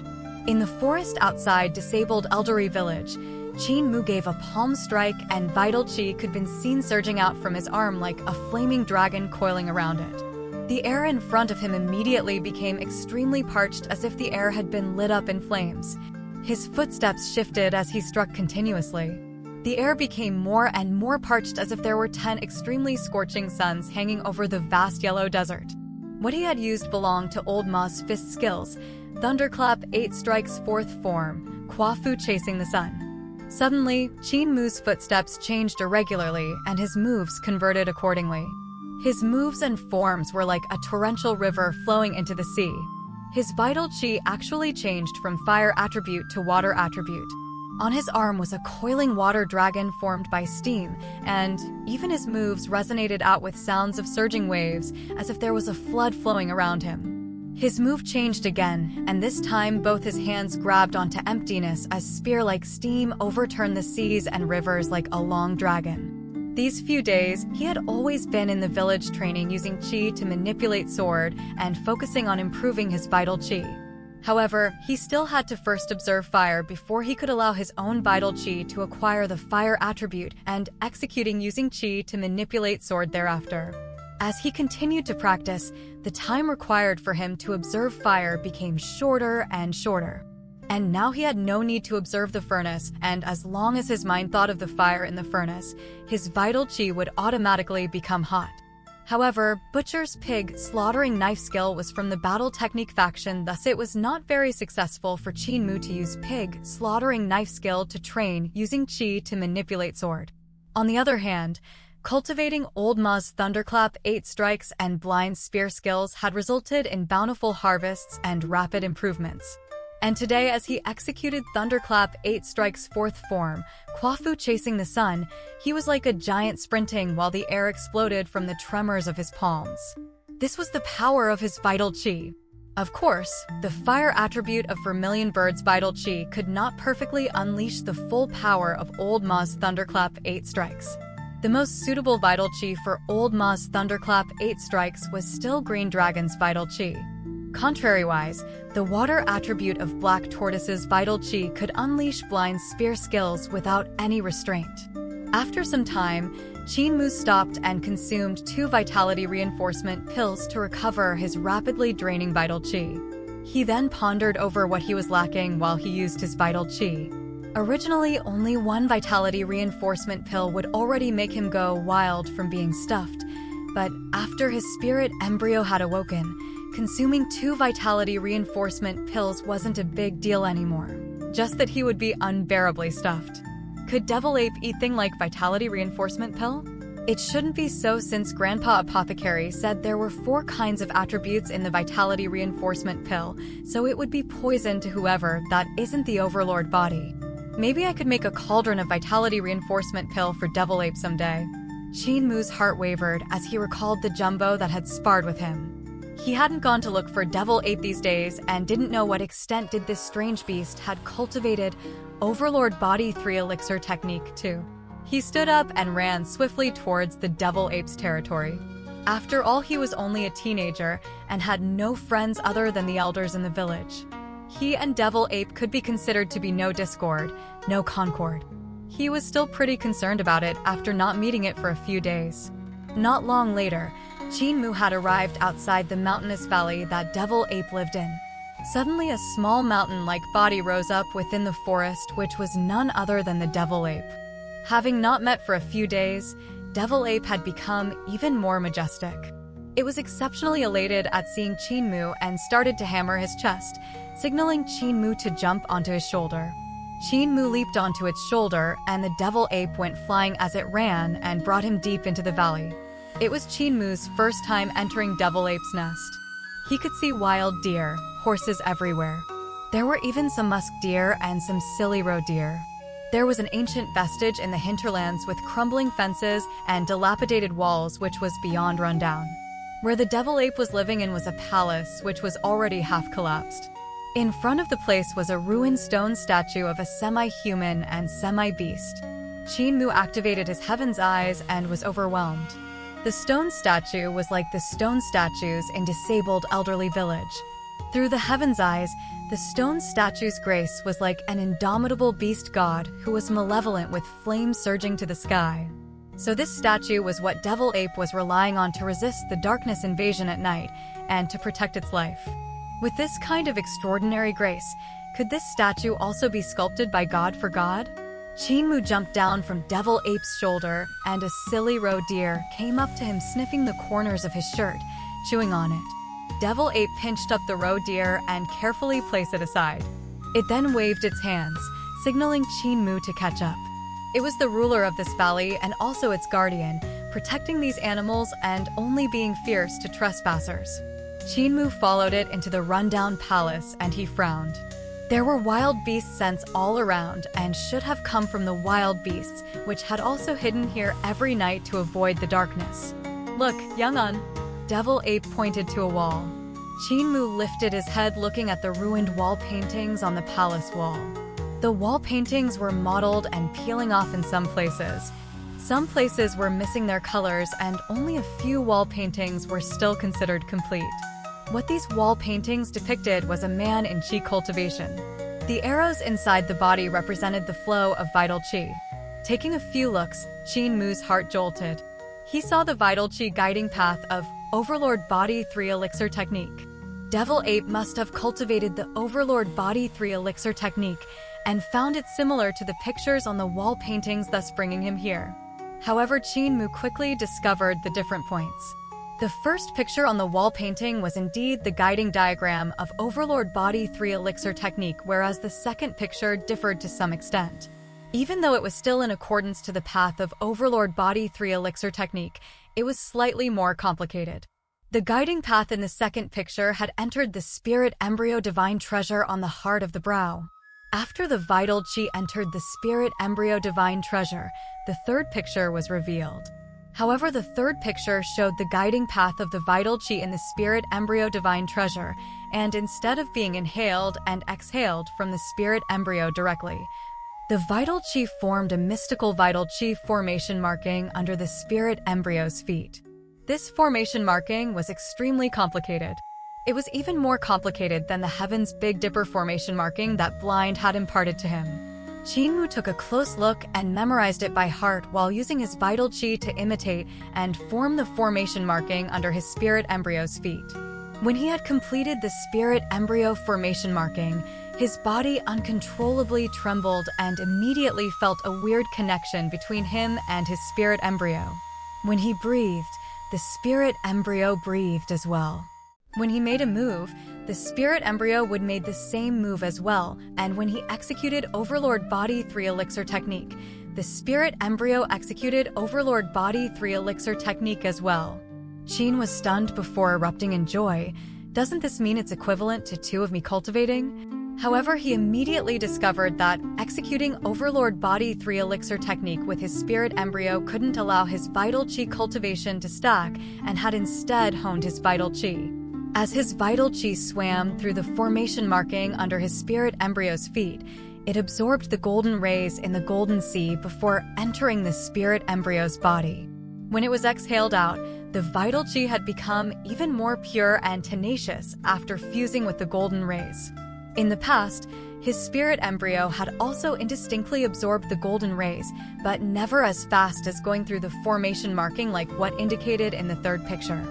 Could this be the spirit embryo realm technique for Overlord Body 3 elixir technique? Qinmu's heart started thumping wildly. Village Chief had said he didn't know the following techniques for the Overlord Body, and never would he expect to find the Overlord Body technique for spirit embryo realm here. He looked toward the fourth picture and slightly frowned. The fourth picture had already been peeled off and only half was left. What was recorded should be the technique for the 5 elements realm. On the picture were scratches of animals, thus it should have been destroyed by the animals living here. The 5th picture was also very badly damaged, while more than half of 6th picture had simply came off. The following remaining pictures were even more ruined and impossible to identify. With the palace damaged to this extent, who knows how long the wall paintings inside could still be preserved for? Qinmu gave a sigh. It already wasn't easy for a few pictures of the wall paintings to last all the way until now. He memorized the 2nd and 3rd picture and recalled them silently before he could be at ease. Even though the wall paintings in the palace were completely destroyed, they would still be handed down by him to the next Overlord Body. There were not much wall paintings left on the palace walls. Other than the Overlord Body 3 elixir technique, there was still another wall painting that was more complete. It was a painting of a map. Looking at it closely, Qinmu found the location of the surging river. His heart throbbed. Could this be the map of Great Ruins? Little by little along the surging river, he finally found the location of disabled elderly village through the river flow and turns of the river channel. Why is a dragon drawn here? Looking dozens of miles upstream from disabled elderly village on the map, there was actually a figure of a dragon drawn on the map, which was puzzling. Surging River Dragon King. Qinmu's heart slightly jolted. He had no idea what the 4 words, Surging River Dragon King, meant. There was not just one weird place on the map. There were still other weird places, like a well drawn 10 miles east from disabled elderly village. There were also 4 words written beside the well, Heaven's Well Dragon King. There was another well which wrote Ocean Eyes Dragon King. In a faraway place on the Great Ruins map, he also saw a ship, and on the ship was a sun. Beside it were 2 words, Sun Ship. Not far from the sun ship, there was a place called Sunwell. There was still a moon ship in a place very far away from Sun Ship, and beside the ship was a moon. Beside the moon ship, there was also a strange place called the Moonwell. Qin Mu's gaze searched around the map and couldn't find the ancient temple on the heart of the river that was suppressing Woman Wu. He also couldn't find Border Dragon City, which was a few hundred miles downstream. This map, could it be the map before the catastrophe in the Great Ruins? Searching for a while more, his heart leaped when he found the vestige where he had hidden from the darkness. However, on the map, it was not labeled as a vestige and was instead called Goddess's Pass. It is really the map before the Great Ruins catastrophe. Chapter 28, Shadow on the Wall. Qin Mu composed himself. The map before the Great Ruins catastrophe was very useful as there were many ruins indicated on it. If he were to go hunting and wasn't able to return to disabled elderly village in time, he could find the vestiges indicated on the map to hide from the darkness invasion. With this map, I can avoid a lot of dangers. He memorized the map by heart and found the valley where he was now located in. This valley on the map was called Doom Suppression Palace. Doom Suppression Palace? Doom means disaster, which means catastrophe. Learning painting and calligraphy from deaf, he had acquired a belly full of knowledge even if he couldn't be considered as a scholar. If Doom Suppression Palace means a palace to suppress catastrophe, then what kind of catastrophe was the palace suppressing? Qin Mu muttered to himself. Looking around him, he realized Devil Ape was no longer in the palace and had left without his knowledge. It must be because the Devil Ape was afraid of disturbing him by staying here around. Big fella sure is thoughtful. Walking out of the palace, Qin Mu called Devil Ape over and asked, "Big fella, are there any strange places around here?" Devil Ape scratched its head and thought for a moment before running towards a side chamber inside Doom Suppression Palace. Qin Mu quickly kept up with it as the silly roe deer behind them followed as well. Devil Ape entered the side chamber and pointed out with its finger. Looking at the direction where it was pointing, Qin Mu saw a white wall where a tiny thumb-sized human shadow was painted. Qin Mu took a closer look at the wall and didn't find anything else other than the tiny human shadow. The silly roe deer moved forward and sniffed the human shadow on the wall. Just as it was about to lick the wall, a hand suddenly came out and grabbed the silly roe deer into the wall. Qin Mu jumped in shock while Devil Ape hammered its chest in fury and bellowed at the wall. However, it didn't dare to go forward. On the wall, a vivid painting of a roe deer appeared beside the tiny human shadow. Qin Mu then saw the human started to move slowly as it opened its mouth. As the mouth grew larger and larger, the mouth which was filled with nail-like teeth closed down on the roe deer. Qin Mu was dumbstruck. After the human shadow on the wall ate the roe deer, it suddenly took huge steps walking toward them. Qin Mu then realized even though the human wasn't walking out of the wall, its shadow was growing larger and larger until it was the size of a normal human. However, it didn't stop there as the shadow continued to move forward. In just a short while, even though the human didn't walk out from the wall, his shadow had reached the ceiling in the side chamber. It was the shadow of its head with his mouth wide open while its hands stretched towards the two adjacent walls at the side. "Young'un, go!" Devil Ape grabbed Qin Mu and leaped out to prevent getting caught by the shadow on the wall. An angry roar came out from the wall as the wall trembled non-stop, filling the air with smoke and dust. The black shadow then spread out from inside of the side chamber and shrouded the whole side chamber in a blink of an eye. The shadow tried to break free from the walls of the side chamber, but was unable to do so no matter what. "This is a demon?" Qin Mu stopped running away as he blinked his eyes and turned back to probe. "Shiko duo samo yi, bo ri samo yi, shiko duo bo ri samo yi." The shadow that had shrouded the side chamber suddenly calmed down. The window frame on the side chamber opened up like two pitch-black eyes. Qin Mu felt a terrifying gaze landing on him, giving him a bone-chilling feeling. Suddenly, the huge door of the side chamber closed automatically before opening up again. As it opened and closed, a hoarse voice sounded out, the Great Freedom Incantation. "You're a descendant of my race? How pathetic. Your incantation ain't even authentically handed down. Has my race declined to this extent?"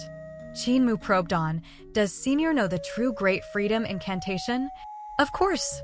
The door opened and closed as an arrogant voice resonated out. "A supreme power is hidden inside the Great Freedom Incantation of my race." This imposing power was the one that had established this world and attained the power of great freedom. Why did it land into such a pitiful state in your hands? There's not even an ounce of might in it. Make this monkey retreat, and I will teach you the true incantation." Qin Mu looked at Devil Ape as it shook his head and warned in a muffled voice, "Believe, fool. This senior is of the same race as me and won't harm me. Go outside and wait for a moment." Qin Mu consoled it. Devil Ape was still not reassured, but it was pushed out by Qin Mu. The door of the side chamber opened and closed again with a devilish voice. "Incantation is the wonder to executing techniques. You had only learned the syllables of the incantation, but not the grace within. You also haven't learned the method to bring out the innate qualities of the incantation. This method is called Great Freedom Madra, the core ultimate arts of our race. My power is sealed within this big chamber and would not last long, so you better pay attention. I shall only teach you once. How much you take away from it will depend on your own ability." The black shadow on the walls of the side chamber started to shrink and became about the size of Qin Mu. Circulating lines started to appear inside the shadow, which showed the flow of the vital qi. The devilish voice explained, "There are 4 types of Madra methods from the Great Freedom Madra: Devil God Mighty Force Madra, Devil Freedom Madra, Great Wisdom Madra, and the last Madra method combines the first 3 together to form the Great Freedom Devil Madra. What I am about to show you is the first Madra, Devil God Mighty Force Madra. Your voice must carry the devil voice to be able to unleash the full power, Chi Duo." Qin Mu gazed steadily at the black figure on the wall of the side chamber as he memorized the path of executing the technique. In his body, his vital qi was circulating with the path as well. Chi Duo. The devil voice burst forth from his mouth, and Qin Mu immediately felt a terrifying power surging out from inside his body. This terrifying power induced his 5 fingers to form an unusual madra and strike forward uncontrollably. Boom! A muffled sound rang out as Qin Mu's palm actually executed the thunderclap he was longing for, thunder in palm. Qin Mu stared blankly as it seemed inconceivable to him. The Devil God Mighty Force Madra that the human shadow on the wall had taught him was actually exceptionally powerful. In terms of variation, it could not be compared to Old Ma's Thunderclap 8 Strikes, but in terms of strength, it surpassed Thunderclap 8 Strikes by quite a fair bit. However, the move Devil God Mighty Force Madra also drained his vital qi tremendously. It consumed several times more vital qi than Thunderclap 8 Strikes. The shadow on the wall squirmed as it seemed to get pulled back by something. When it returned to the side chamber uncontrollably, it panted heavily. "The power of this side chamber is too strong, suppressing me all along. I don't have much time left. Take a good look. This is the second Madra, Devil Freedom Madra. Sa Mo Yi." On the wall inside the chamber, the vital qi flow on the black shadow changed again, however. Due to the dimness inside the chamber, it wasn't clear in distance. Qin Mu stirred himself up and subconsciously took a step forward, finally managing to see the vital qi circulation and changes clearly. "Sa Mo Yi." He silently chanted the devil voice and circulated his vital qi. Instantly, another wondrous power burst forth within his body and induced his body to do another pose. His face uncontrollably revealed a smile as his finger formed a pinching flower gesture and gave a strike. The power of this Madra wasn't very strong and instead seemed to have no power at all. However, Qin Mu felt that its effect was very similar to a Madra in Thunderclap 8 Strikes.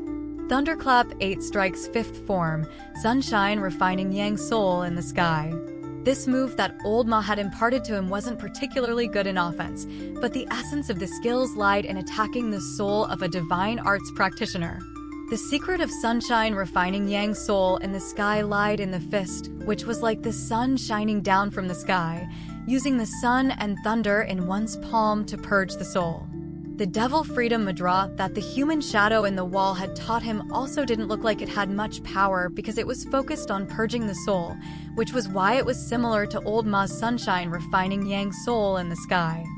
The only difference between the two was that Old Ma used the sun and thunder to ferociously destroy the opponent's soul, whereas Devil Freedom Madra used a Madra to draw the opponent's soul to your palm, where you obliterated your enemy's soul in the heart of your palm, which was much more sinister and vicious, causing the opponent to be unable to guard against it. One was able to defend against a ferocious attack, but it was impossible to defend against Devil Freedom Madra. Qin Mu was puzzled. The Madra from the shadow on the wall was similar to Old Ma's fist skill.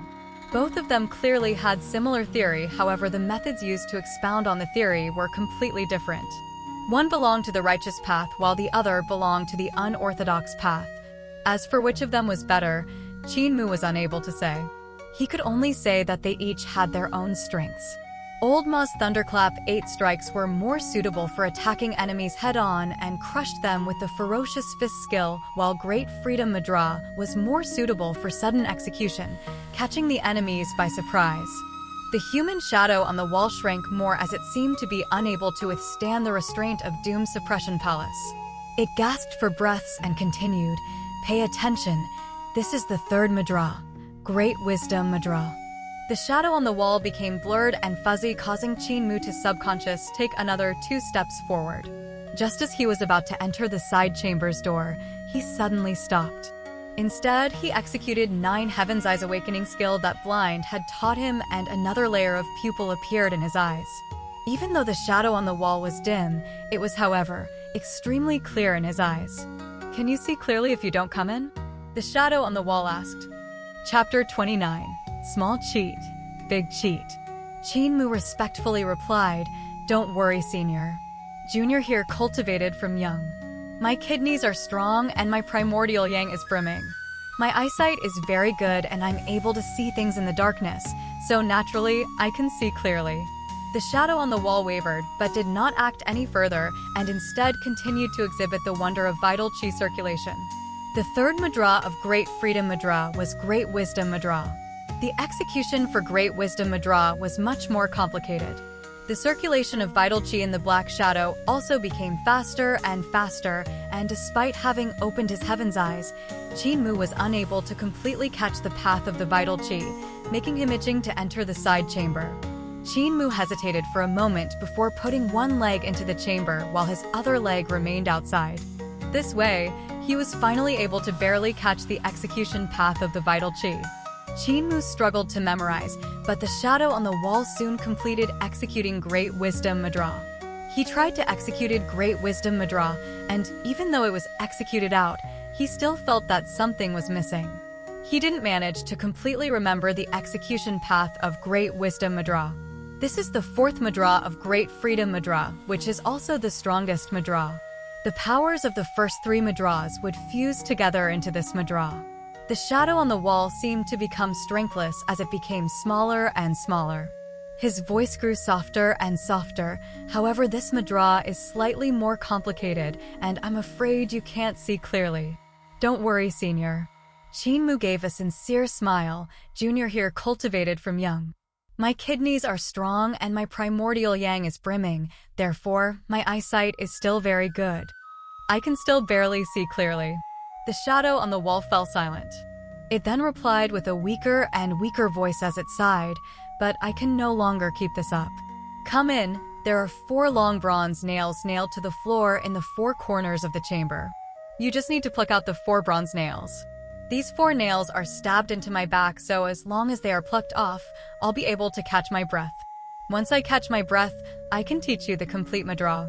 He coaxed in a gentle voice, "You haven't completely learned Great Wisdom Madra, right? Great Wisdom Madra is very complicated, but its power is also extremely strong. If you don't learn it completely, you would be unable to unleash its full power. That's not all. The strongest Madra of them all is still the 4th Madra, Great Freedom Devil Madra. Once you pluck the nails out." "Senior, I think I shall not learn it anymore." Qin Mu shook his head as he retracted his left leg from the chamber. "It's too troublesome, and with how stupid I am, I probably won't be able to master it." The shadow on the wall wavered as it tried to tempt Qin Mu. "I can teach you a second time as long as you pluck out the nails." Qin Mu became even troubled and shook his head. "Didn't Senior say you were only going to teach me once? If I make Senior teach a second time, won't I be making Senior eat your words? Junior would only just become more guilty. I'm sorry for disappointing Senior's expectation for being so stupid." "No, you are very clever." The voice from the shadow became even more gentle, just like an affable elder instructing his young ones. "You had learned Devil God Mighty Force Madra and Devil Freedom Madra by only seeing them once. You even learned part of Great Wisdom Madra by seeing it once as well. Your aptitude is extremely high, and you would definitely be able to learn great wisdom madra by seeing it again. I like your aptitude and intelligence, thus I'm fine with eating my words and teaching you a second time. Saying until here, the voice suddenly stopped before turning into an icy cold tone. You cheated me for my techniques? Qinmu was startled. Why did Senior say that? You cheated me for my techniques. The shadow on the wall flew into a fury as it became larger and larger, shrouding the entire side chamber once again. The shadow was malicious and sternly shouted, "How dare you cheat me for my techniques? Little brat, I taught you with good intentions and instead you lied to me." Qinmu remained standing outside the chamber and let the devil shadow squirm freely in front of him while he shook his head. "You must be joking, Senior. Aren't you trying to trick me into releasing you?" The door of the side chamber opened widely. With windows as eyes and door as the mouth, it looked sinister and terrifying as it said imposingly, "You knew. We're both originally from two different races, yet Senior tried to lie first by saying we are of the same race. Then you tried to bait me using great freedom madra to make me come closer to you with only two kinds of goals in mind." Qinmu revealed a sincere smile that was similar to Cripple's. "The first kind is to make me enter the chamber and bait me to go closer to the wall where you can capture me before controlling me to pluck out the bronze nails in the four corners of the chamber. The second kind is to make use of my desire to acquire the complete great freedom madra to pluck out the nails by my own will. If I were to pluck out the nails, things wouldn't be as simple as catching a breath. What Senior would do after being freed was to eat me like what you did to that silly roe deer."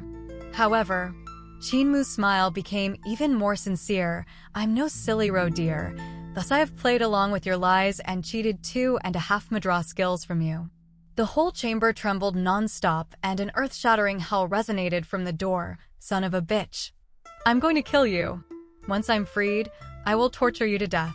The cowherd boy from disabled elderly village curled his lips and turned to leave. "Grandpa Cripple had played little tricks like yours countless times on me. I had been tricked ever since I was young. Even the sweets Granny bought for me were tricked away countless of times by him. For you to be thinking of tricking me, I'm going to kill your Grandpa Cripple." The shadow on the wall howled in fury. Qinmu turned back and warned him seriously, "Don't even try it. He will swindle you until you lose your underpants." The shadow on the wall suddenly quieted down, so quiet that it seemed peculiar. It then whispered in a soft voice, "Did you just say that we aren't of the same race? Hee, you are too naive, little brat. How is it that you and I aren't of the race? Hee, my young and little devil spawn." Qinmu felt a chill and suddenly thought of the god voice that was from 9 heavens above when he was doing a wall break. He then thought of how he used the devil voice to counter the god voice. Combining them with the words from the shadow on the wall, he made some unpleasant connections. He immediately shook his head and chased away all the messy thoughts in his mind before turning to leave. Hee, you're the same as me, the same. Behind him, the shadow on the wall laughed queerly. Qinmu frowned as he walked out of Doom Restraint Palace. Devil Ape immediately went up to him and sneaked a glance at the side chamber. It was only relieved after seeing the shadow shrinking back into the side chamber before solemnly telling Qinmu, "Believe? Fool." Qinmu nodded his head while feeling the same deeply. Great ruins is simply too dangerous. If people as honest as us do not learn to be clever, they would definitely be cheated clean without having the slightest dregs remaining. Devil Ape took a glance at him and twitched its mouth. "Believe, fool." Qinmu's face turned slightly red and protested, "Hey, I'm not a cheat. I just got the worst of it since young, therefore I was forced to become quick-witted. However, I'm afraid you can't stay here any longer.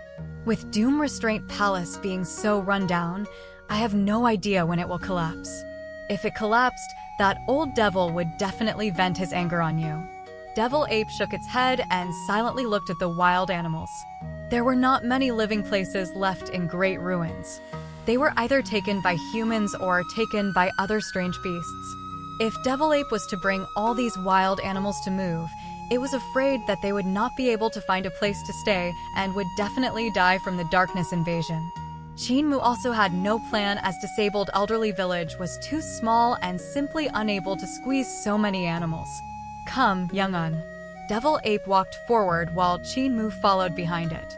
Devil Ape then brought him to the bottom of the cliff and pointed at the handprint on the side of the cliff while revealing an expression of anticipation.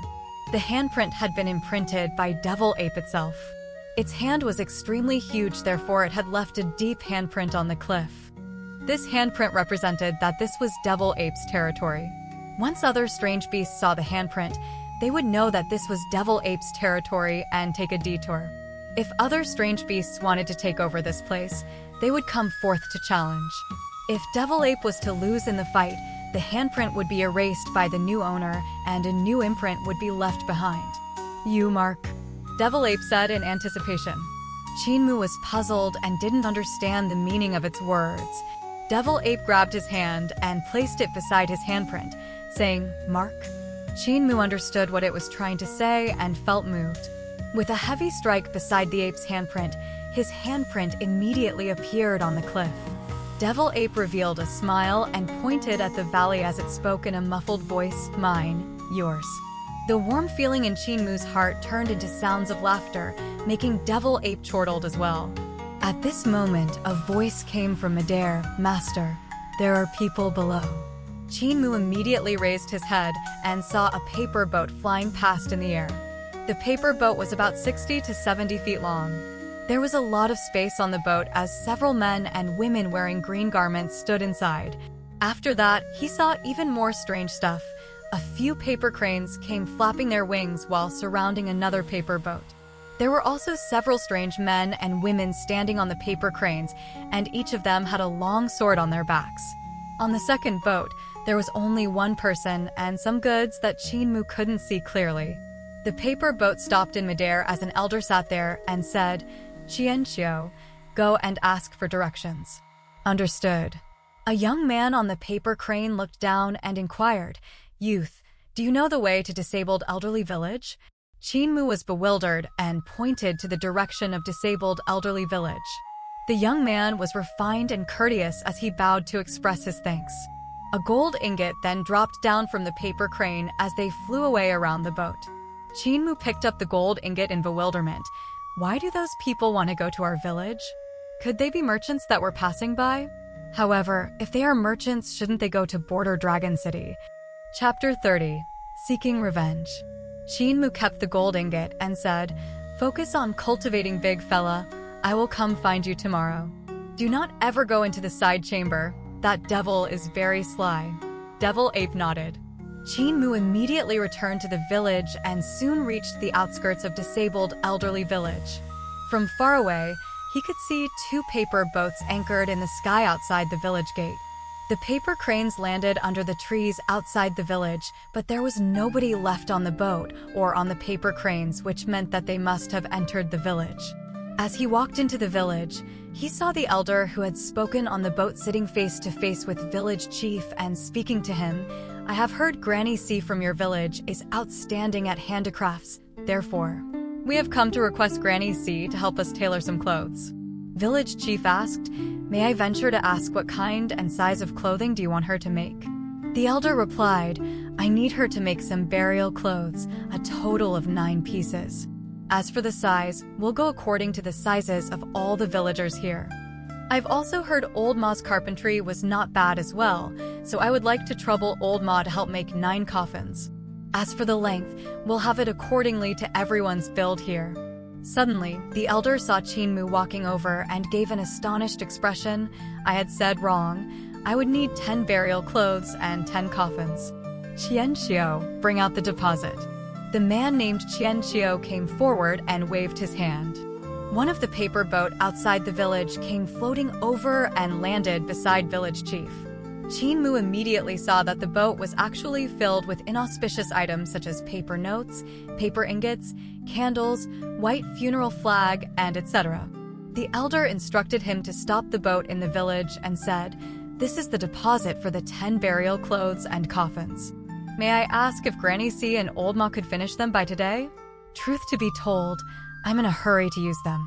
Cripple, blacksmith, apothecary who were busy with their own works all suddenly turned quiet. Granny C tottered over and smiled. 10 burial clothes by today? That's a bit rush, customer.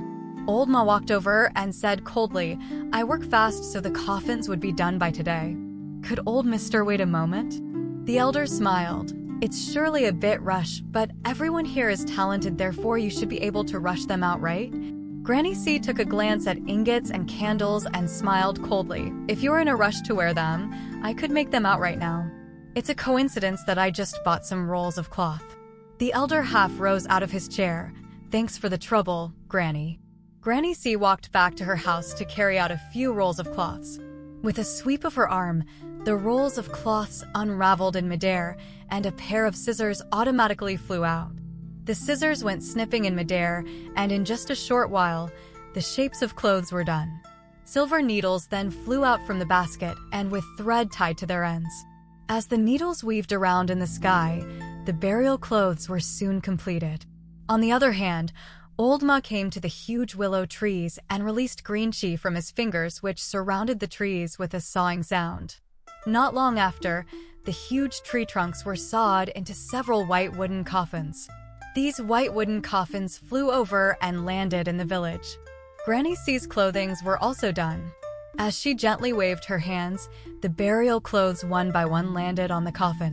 Old Ma took a few strides forward and coldly said, "You have brought quite a large amount of money. Therefore, I had made another 2 coffins for free. A total of 12 coffins for you, and all made according to your measurements, so it would definitely not be longer or shorter if all of you laid inside them. Are you satisfied with my craftsmanship, old mister?" Granny C smiled. "I have also made another 2 more burial clothes for free, which would definitely fit." The elder chuckled. "Satisfied, I'm satisfied." Qin Mu felt the atmosphere becoming more and more peculiar. He secretly counted and realized when he added the green clothing people and the elder together, there were precisely 12 people. Apothecary walked over with a sinister expression, and yet his voice was very gentle. From old Mister's accent, "You don't sound like a local." The accent seemed to come from the southern border. The elder replied with a gentle smile, "That's right. We are from the southern border, where Li River is at." Cripple walked over with his face brimming with smiles. "I heard that there was a big sect called the Li River sect located beside Li River, where there are many experts. I heard that the sect master of Li River sect is called Mu Beifeng. His divine art had reached perfection and could break the river flow with just a stretch of his hand." The elder immediately replied, "I'm flattered. I don't deserve the praise. I am indeed Mu Beifeng. Our Li River sect is merely a small sect that is just trying to make a living off the river. I have 5 junior brothers who are well respected and known as the Li River's 5 elders." Qin Mu's heart jolted and his expression changed slightly. Aren't Li River's 5 elders the 5 elders that had died at Granny's hands? Could it be Mu Beifeng brought his people here to seek revenge for Li River's 5 elders? He specifically wanted 10 coffins and 10 burial clothes, which were clearly prepared for all the people in disabled elderly village. After killing the villagers, they will put the burial clothes on them and place them in the coffins to bury on the spot before burning the ingots and candles as offerings. The paper boats and paper cranes were also prepared for the villagers after their deaths. Mu Beifeng twisted his jade rig on his thumb and calmly said, 2 years ago, the imperial family issued an imperial order which was personally brought to us by the imperial preceptor. When he reached Arli River sect, he sat down to talk about the path with me. In just an instant's time, he had won me over, and I accepted the imperial order willingly, thanking the emperor for his grace. I'm indebted to the emperor and imperial preceptor for thinking highly of me, bestowing me as the governor of 5 Sprouts Prefecture in the southern border, a lower second-ranking official governing over 5 Sprouts. Imperial preceptor then bestowed Li River's 5 elders as the vice-governors, lower third-ranking officials. However, we are wanderers after all. Even with an official position, we still like to move around." Village chief smiled. "Eternal Peace Empire is a sect disguised as an empire. With the #1 man below gods as the emperor's assistant, the fate of the empire becomes increasingly prosperous, making many sects yield to it. It even allows disciples from various sects to enter the army to open up new territories. Brother Mu was originally free and unrestrained, but after becoming officials, you have to abide by the law of the imperial family. It is understandable that you are not used to it. Mu Beifeng replied, "Therefore my 5 junior brothers took a breather and went out, bringing Li River's 5 disciples into great ruins." Li River's 5 disciples were the disciples that my 5 junior brothers had taken in. They were all talented in their own ways, and my 5 junior brothers decided to bring them out for some training. Blind walked over with his bamboo cane and stated, "Li River's 5 elders came into Great Ruins for training, and they brought their disciples? Great Ruins is a very dangerous place. I can't help feeling worried for them." Mu Beifeng sighed, "That's right. Great Ruins is simply too dangerous, and there are fiendish people everywhere. They've already been away for 2 months, and not seeing them return for so long, I knew something must have turned wrong.